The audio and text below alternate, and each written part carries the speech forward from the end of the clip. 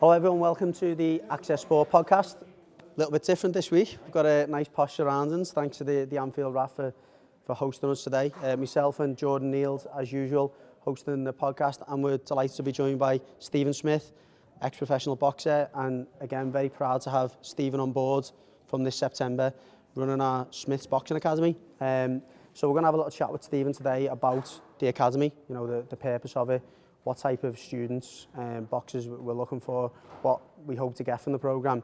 And we're going to speak to Stephen a little bit about his journey, obviously, as a professional boxer and what he's doing today. So, how are you doing, Steve, first of all? Good, mate, yeah, not bad. I'm excited about what's to come. Yeah, brilliant. Now, listen, as I say, we're delighted to have you on board. So, listen, I'm just going to take you back a little bit first. Obviously, you've gone through that journey of going from a junior, so to speak, you know, training in your own local gym in the Rotunda, and then you get to 16, which in boxing and like in most sports is a big dropout age. A lot of boxers drop out due to different pressures of work, but also social situations, going out with your mates. It's a difficult thing to keep up. Talk to us about that time in your life when you got to 16, what decisions you had to make and how you tackled it. Yeah, I remember a lot of good kids in the Rotunda at the time. We had a really good squad, and a lot of them sort of got to that age, left school, started going out, and you know, didn't come back to gym really, just found other avenues and then lost concentration on the boxing. For me personally, it was sort of, I was always boxing for England from a young age, being national champion, and it was a tricky time for me because I remember it clearly. I went to sixth form, I was doing well in school, so I stayed on at sixth form thinking it'd probably keep things as normal as possible for me with me boxing. And I remember I was doing my A-levels and my physics teacher, I remember saying, like, it's the only chance I was boxing the world under 17s in Budapest, so I said, it's the only chance I can have a little bit more time for my coursework. And he said, no, you're going to have to pick, this can't carry on, he's going to have to pick boxing or school. And I was like, really? And I went to walk away and he went, hey, I've just said pick. And I went, really, yeah? So I said boxing and I left school. And that's how I ended up leaving school, which I was good because I enjoyed school, and my mum was always big on having something to fall back on, and I'd done really well in school up until that point. But once I left, I was doing A-level maths as well, and there was a lot what I missed out on in a week or two off school. So I never went back. But I think this sort of setup is a lot better for kids, and I wish something was like that when I was that age. No, spot on, mate, and I think that's one of the big reasons why we find our programmes are popular. We're not advocating here that every single one of our students is going to become a professional footballer, or in your case, a professional boxer, but I don't think you want young people, and I fell in that category. You don't want to grow up with regrets, do you, thinking, I could have had a better chance, and you know, you were obviously faced with that decision there, or you were given that choice of physics or boxing. That shouldn't be the case. You shouldn't have to make that call. You should be able to balance both. I felt that like the certain teacher used to put that in my head a lot. He used to say to me, like, sport will never pay your bills and stuff. So I don't think that's really helping push a young kid who's got dreams of being a professional athlete, whether it be any walk of life. I think he wasn't the best for it for me, but I made my choice. I left school and I've got no regrets. But something like this being in place, I think you're giving kids every chance, and you're sort of putting the platform there for them to still progress with the education, as well as pushing themselves to where they can get to, and giving them all a setup for whatever sport they choose to do. And I think that can only be best for them. I think you said a phrase there, striking the balance. How important do you think that is? Obviously, you know, we're going to come on to exactly what the Smith Boxing Programme will do, but how important do you think that is from a young age, instilling that, striking the balance between you don't always have to be in the gym? And no, it's massive, because when me personally, it was my mum. My mum used to, because I was quite bright, and she wouldn't let me sort of throw that away. You had like my brothers, not naming anyone in particular, but Liam. He wasn't the brightest in school, so she was just like, he was just gym, football, proper any sport, and he loved the sport, wasn't fussed in school. Whereas I really enjoyed school, and I was always in like top sets, and was quite bright, and she was like, you're not throwing this away, you're sticking to your schoolwork. So when I get home from school, she'd be like, got homework, and I'd be like, yeah, I'll do it after the gym. She'd go, no, you're not going to the gym till it's done. I'd be like, Mum. So I'd be doing my own work, racing through it, thinking, I want to get the gym. The gym was where I love to be. And it helped me in the end, because, as I say, I left school, I'd done really well in my GCSEs, and I didn't, obviously, as I just said, didn't finish my A-levels, which I was gutted over. But I was always doing well in school, and she was big on having something to fall back on. And I've learned that now when I want to really push this on to young kids, that sport, whatever sport you choose, you know, football, boxing or whatever, any sort of physical sport, it's a short lifespan, and you get in your 30s and you're thinking, oh, what's next? And you've got nothing to fall back on, then it's going to be a lonely place to be. And I wouldn't want anyone to sort of get to that sort of time in their life and have nothing to do next, you know what I mean? So I think we're having this education behind them and things to fall back on. If the sport doesn't get to where they want, if they get old, they've got out the sport and then they go in, they've got other things behind them, then they'll end up with a good life. I think that's an important message because, look, like, well, not luckily, but unluckily, not all of us are blessed with parents who are, you know, structured or asking you to do this certain things. So I think, you know, you alongside your brothers as well, if you're spreading the message of, look, we've achieved this in boxing, but the bonus of you being able to back yourself up with something, if that's coming from your mouths, I think it's such an important message because I think in modern society especially, young kids are like, nah, I don't want to do school, I don't want to do this, but it's important for you to spread that message. A lot of kids think it's a choice, and that's where we've got to sort of take that away from them. People think you're either go to school, you work, and you get a boss job, or you do a sport, and you put everything you've got in sport, and you've got a chance of maybe succeeding, which is a very small chance, by the way. You know, every kid who plays football is not going to be a footballer. Every kid who puts a pair of gloves on is not going to box.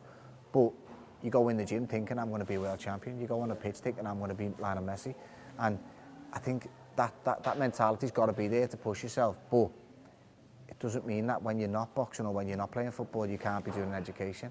And this platform sets them up to do both, and you don't have to make a choice. You can do your education in the morning, you can train in the afternoon, and it is easily done, and it's set up the right way where it does give them the benefits of having both walks of life, you know, going in the same direction. Yeah, I think that's spot on, and particularly from our point of view, we want the education aspect of the programme, or the programme in general, to be that balanced, that it takes away some of that anxiety as well. If you have got all your eggs in one basket, whether it be in education or whether it be in sports, there's that, it's an added pressure, isn't it, every day, that if I don't achieve this, then I've got nothing else. And there's two things for me. Is one, I like to think our students bounce out of bed every day because they think, I'm going in the gym today as a boxer, or I'm going out on a pitch, I'm going to train with my mates. And if you can, what we try and advocate or create is a programme where our students love going in every day, and there's nothing better as a parent. I'm thinking about, you know, I've got kids, younger kids, albeit, but I want my children to enjoy themselves as much of their life as possible. If you're doing a job for 20 years, 30 years that you don't enjoy, it's a miserable existence. So I think our programmes, you know, whether you become a professional boxer or a professional footballer, if you can be in our environments, if you can work with a good coach, if you can see analysts, you can see physiotherapists, you're thinking, hold on, that's a job there where I can still work in sport. And I think that's it. If we can create that authentic environment, which you know you're passionate about doing, you know, we've got a good chance of producing, you know, good products at the end. Yeah, I think I'm a massive believer in the enjoyment side of things, because I call in like the Rotunda for me, and I see the kids, and I go over and see them, and the first thing I say is, you're enjoying yourself, and they're like, yeah, and you can walk around an amateur club and you can see the kids who are enjoying it, you can see the kids whose parents are forcing them to go there because they're hiding behind the bag, and the minute you look at them, they go like that and they throw, and then you walk away and they are behind the bag again, and they're not really enjoying it. Whereas the kids who will enjoy it will always go further and progress more because they want to be there and they want to learn, and that's all sort of this setup will give them, where kids are signing up because they want to be there. So that takes that away from it right away, and making it as enjoyable for them as you can will only benefit them in the long run, because they'll do better, you know, enjoying it. Just one more from me. Just talk to us a little bit about, I mean, that there'll be parents maybe watching this, maybe young boxers, or just people who are maybe young people who are aspiring to actually do a programme for 2 years and train as a boxer alongside the education. Most boxing happens in the gym of an evening. You know, the local gyms, like you've mentioned the Rotunda a few times, which was your gym when you were a junior and an amateur and a professional in the end. But how do you see that balance working of still being able to go to your local gym and maybe not burning out in the day?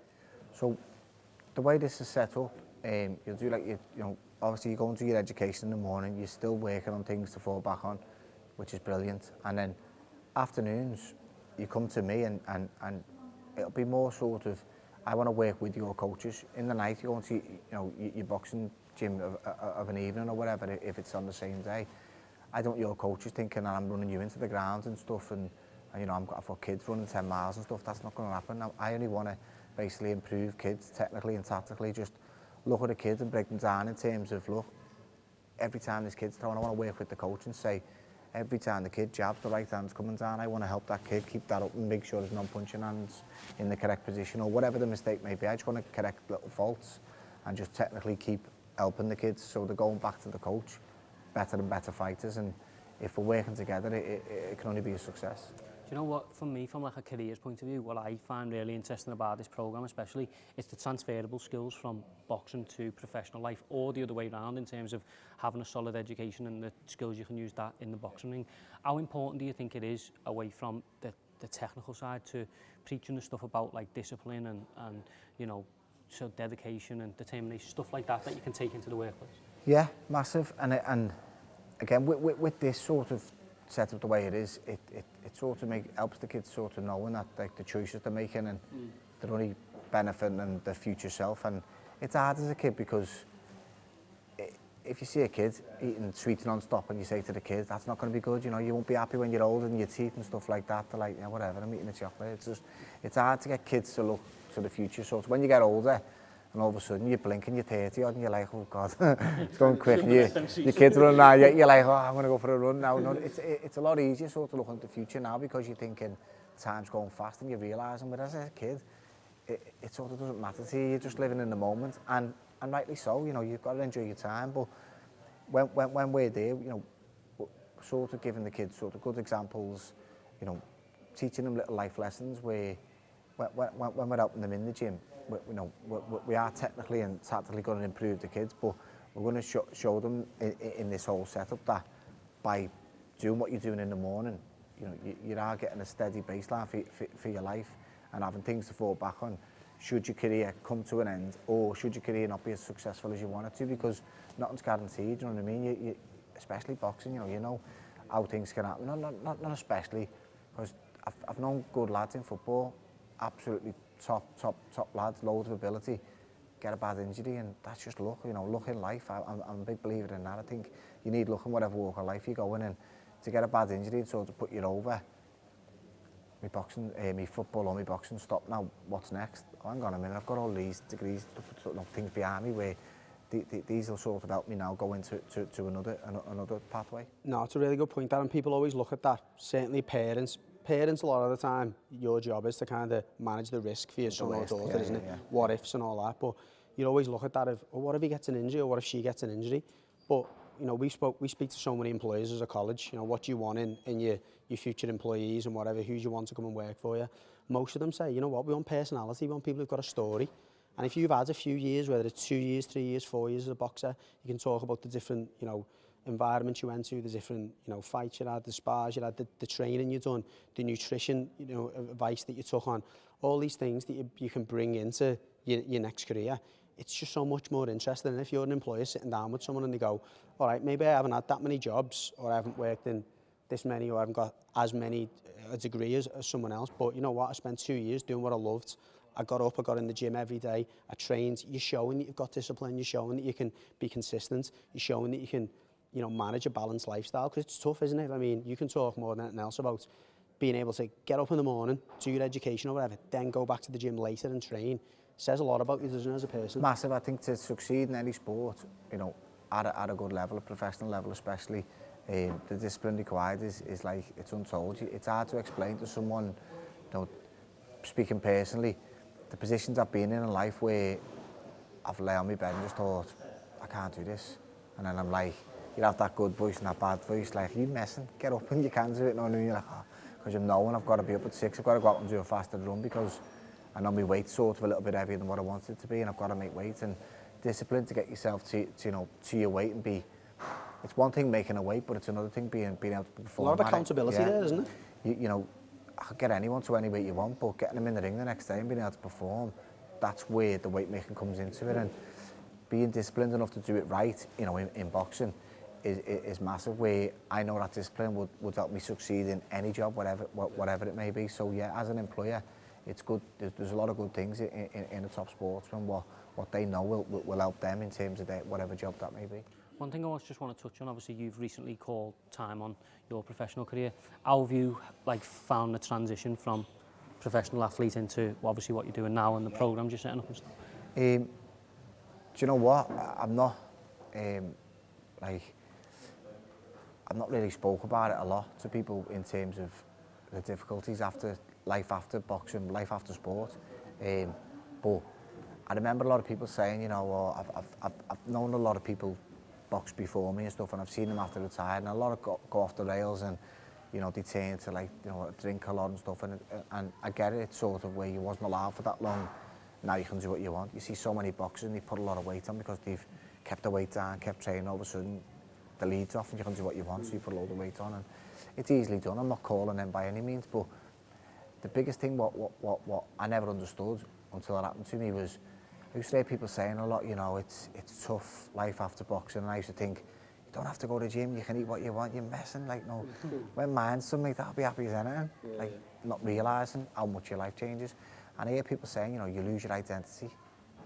And I was like, oh, like, you know, it's horrible, you lose your identity. And I used to think, I'll still be me, I'll still be Stephen Smith, I'll still be Swifty and all that. I just won't go to the gym no more. And then when I stopped, and I was calling in the gym and seeing the lads, and all of a sudden it was like, yeah, what do you do now? Nothing.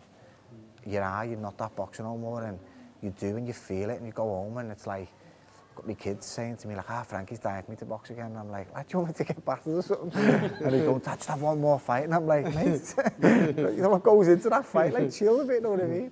But having that, so Dad, you're not a boxer no more, and I'm like, no, mate, and he's like, so what are you going to do then? And I'm like, well, I'll have a little break first, mate, you know what I mean? Yeah. You're wasting your mum trying to get me out already, but relax a bit, but yeah. And all of a sudden, I'm saying to Jade, to my wife, I was like, look, I'm having a little break and I'm winning. She's like, you've earned it, yeah.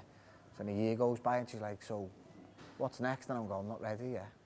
Wait, and then 2 years went by and she's like, you're not sitting there every day when I'm going to work, I'm just going to let you know now. And I went, nah, no, I'm going to do something. So went sort of like, something come about, took me time into. Everyone was thinking like, right away, I'll go into coaching. And I was like, yeah, I will do, but I prefer to start with the kids and help them improve and stuff, and, you know, learn the trade properly. And when I want to sort of step up to like, you know, senior boxer, professional boxer, then I probably will. I've got a lot to give to boxing, got a lot of knowledge of boxing, but I'm sort of like, I'm still in the mindset of professional boxing's a business. It's a lot more money-based than things, and things I've seen in the boxing, you know, so-called friends and falling out over like money and that, way you think like your relationship's good because of boxing, but a lot of it's based on money, and it's not the best. So I think I would like to start at the bottom with kids and then just see how it develops. All that's great advice though as well, and that's why we particularly at Access Sport, we do rely on ex-professionals being involved in our programs, because they can give that real context of, look, it's not always, you know, holding up that belt. You know, there's a lot of stuff that goes on behind the scenes that you're not aware of, and at professional level, but also at different levels as well. But look, we'll be coming back with plenty of news and updates on the academy. We'll have, you know, events coming up over the next few months where young boxers, it's important to say we're sticking with the Merseyside area initially. We'll have plenty of information about the programme coming out, but thanks a lot, Stephen, for your time today. And anyone who's after more information about the academy, get across to accessport.ac.uk. You'll find the Smith's Boxing Academy on there, and you can express your interest. If you're a parent, a teacher, a coach looking to hear a bit more about the programme, you can do exactly the same. We'll get in touch, and yeah, hopefully we'll see it along at the trial event soon. And thanks for tuning in to the Access Sport podcast.